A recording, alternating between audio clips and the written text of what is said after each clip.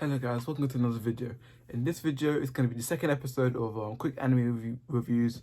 And yeah, the reason there's like a long gap, I want to do it weekly, but the reason there's a long gap because I watched a lot of anime and didn't really read a lot of new mangas yet. So right now I'm just gonna show what I got and what I watched since the last time I done this. Okay, so let's get started. So let's go from 3 weeks ago. So over here. So since when I left off, I watched another.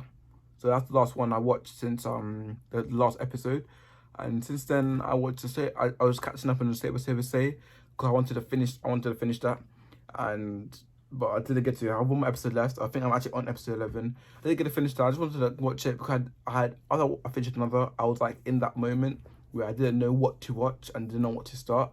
So yeah, that was me just trying to watch anything. I finished Isekai Quartet season 1, and then I'm watching the first episode of season 2. Accelerator, I already watched it, but it said that I never watched it, so I just updated already. Currently, episode 3 of Toradora, I'm watching this very slowly, like once a week. I don't know why. I enjoy it, but I'm just watching it very slowly. Rogan T, I'm currently really enjoying it. Well, it's one of my favorite seasonal anime right now. And I tried Overlord, but I dropped it straight away. I dropped Overlord straight away. I didn't like it. Okay, I didn't like it. And then we got, let me wait a minute. Oh, Wolf Child. Oh, I think yeah, okay. Okay. Next we got Charlotte, and I really like this anime. The person which made Clannad and Angel Beats and the next upcoming anime, Today I Become God, which I'll talk more about later. They made this show, and right then I was going through a Studio Key phase, so I was watching a lot of their works, like Angel Beats, Clannad, Canon, and all of those stuff. I was watching a lot of their works and everything, and then I never knew Charlotte was made by the same person who made Angel Beats. So I watched it and I really enjoyed it. It was one of the animes that when I finished it, like everyone, it's an emotional anime. When I finished it, I just felt very sad I'm not gonna see the characters again. That happens a lot of times. But I got so attached to the characters in these 13 episodes, and it just really became one of my favorite animes. Like I would give it a 10, but I'm not sure I gave it. I think I gave it a 9 of the score. But it's one of my favorite animes. It kind of left me really touched. It's really good, and it talks about a lot of like interesting stuff.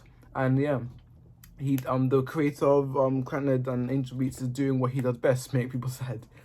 Next, I watched Air, which is made by the same studio, Studio Key, which was made from Clannad and Angel Beats. We know that now. I watched Air, 12 episodes. Made 2004. I think it was the second or first visual novel that they made, and so I watched it because just wanted it reminded me of Clannad, and I watched it. I really didn't understand it. It was pretty sad at the end, but I was more confused than sad. It was same with Clannad when I first watched it. I was more confused than sad, but Clannad still had moments where I was very sad, where Air just kind of confused. I just felt very confused because basically, I'm not trying to go spoiling, but it's split into 3 parts. The first part is where the main character and the girl meet, and then they have their little stuff. I'm not gonna spoil it. Second part, they go back in time, or in the old period, because the first people are they reincarnate, something like that. And then the third time, the main character turns to a bird. Very confusing, as you can tell. So yeah. Next thing you know, I was watching Day to Live because I wanted to find an anime which had multiple seasons, and Day to Live had 3 seasons and a movie. So Day to Live, I'm gonna have to talk about this. I wanted to make a whole video about it, but I decided not to. I don't know why. It was a really good video, but yeah. So I want to talk about here. Day to Live is technically like playing a visual novel, but in real life. The main character has to date these things called spirits, which are destroying part of the world every time they spawn in. So he has to date each one of them to seal their powers with a kiss. So yeah, it's no ecchi having plot. And then I never knew how much I would actually enjoy the anime that I watched into season 2. And season two had the best fan service. Season 1 had the best story, along with the ending of season 3. And the reason I wanted to drop it at season 2, but the reason I kind of watching because they kind of done a plot twist at season 2, where the girl that they needed to seal the power is actually Yuri. So I want to know what actually happened. Season 3, they changed studios to Studio Private, I'm not sure, but they changed studios, and animation quality was so bad that I wanted to drop it. And so I just researched on it, and people said that this had the best story out of all 3 seasons, but just like the animation is kind of dead. The first part of season 3 was very boring. I just liked it, but the second part with everyone else, I really enjoyed it. And I tell you, a light novel. I think the anime finishes at volume 13 or volume 16. But yeah, and the last episode of season 3 is at covers one volume of the light novel, which I just found that very funny. Very funny. That's just so funny. Imagine getting a light novel like the Monogatari series, but this only covers one episode. This covers about four episodes of the anime. Yeah, it covers about 4 episodes of anime. But imagine buying a light novel which only runs for 20 minutes. That's just sad. It's just sad. They must skip a lot of parts. Then I watched this. Let me find the name. Oh, When They Cry. When They Cry. I watched this because I heard that they were gonna remake it in October season.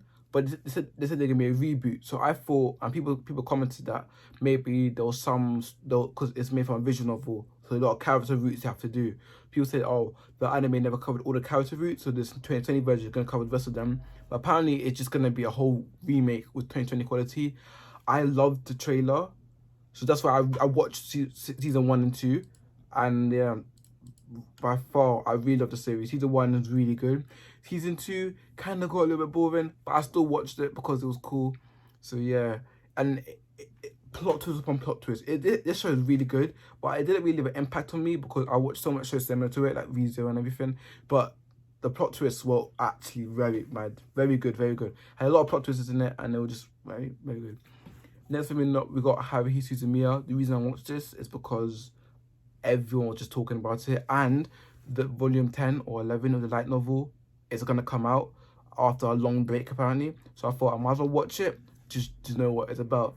Season 1, it was fine. Season 2, I hated it so much. Really hated it because if you watched it, there's a time when they go through like a time paradox.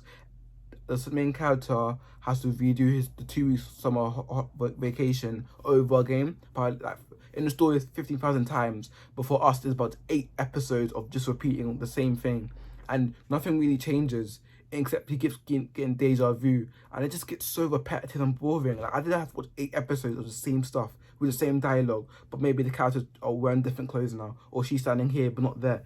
It just got repeated. I told myself that I was gonna stop watching it, but I carried on watching it. I finished the season today, and I'm just kind of disappointed. I did not like this season 2. I don't know why everyone was talking about this, but that's just me. I just hated that part. But season 1, I really enjoyed, and yeah, best girl on screen. But yeah, but why did she abuse her so much? So these are the anime I watched, and the next anime I'm gonna be watching. Let me think. There was an anime I was gonna be watching. I don't know what it was now. I forgot the anime I was gonna be watching next, but it was the anime I wanted to watch next, and yeah. Oh yeah. So now I'll show you the mangas I bought and the light novels I bought since last time, which I think I showed some already, but yeah. I bought 2 volumes of Wolf Guy, yeah. Not Wolf Children, oh yeah, anyway. I bought 2 volumes of that because I found it very cheap, and the action in it looks really cool. I haven't read it yet, but the action in it looks really cool. Like, that looks really cool as a manga. I know it has 12 volumes, so I'm 2 volumes down. If I find the rest of it, it'll be good. I'll probably will carry on reading it if the first 2 volumes are really good. Next thing you know, I think no one heard of this, but I got this one called Pride Stories, and just the art is fine. Kind of like it's saying like a, don't know where it's set, but it's set like I don't know. I'm not gonna try to say that, but anyway. Sit there. Then I got Love Hina Volume 4 because they never had the first 3 volumes. And I know what you're saying, why am I buying it? But might as well read it for the culture. I'm reading the Fairy Tail manga as well, just to give it one more chance. And if these up to volume 7 doesn't make me excited to read the next volume, then I'm probably not gonna read it or watch any more episodes. I probably will carry on getting the volumes in the library, but I will never set my own time to go to it and just to get the books. It's not worth it. It's not worth it for me. So light novels I got. Let me get this. Okay, since last time, I got Kizumonogatari, which covers the 3 movies, which I actually made a whole video about the differences between a movie and anime, and movie and light novel. And if you want to see that, like subscribe. But I made it and the editing just destroyed and I lost everything. But I didn't like the writing in it anyway, so it's calm. So I can just redo that, and then it's some major, some minor, but this book is really good. Yeah. So now I got the first 3 volumes of the Bakemonogatari series. This covers the 12. I'm not sure how many episodes of the Bakemonogatari has, but it covers all of them in 3 books. This covers Senjo Gahara and Hachikuchi's story. This covers Sengoku and her. I forgot her name, but yeah, that covers her story. And this covers Black Hanakawa, and technically last a couple episodes of the series, yeah, and Hanakawa's story. And I'm gonna probably get the next volume I'm gonna get is probably Nizumonogatari, the 2 volumes, which covers the whole 12 episodes of the anime, and Kuromonogatari Black, which covers Hanakawa's part, which is after Kizumonogatari if you're reading it in the timeline. So yeah, I'm reading those books. I'm enjoying it. I'm still only in volume 1, but I know what's gonna happen anyway. And there's some differences, some minor differences. Some things are the same, but those are the things I'm watching. So thank you for watching this quick anime reviews, and see you next time.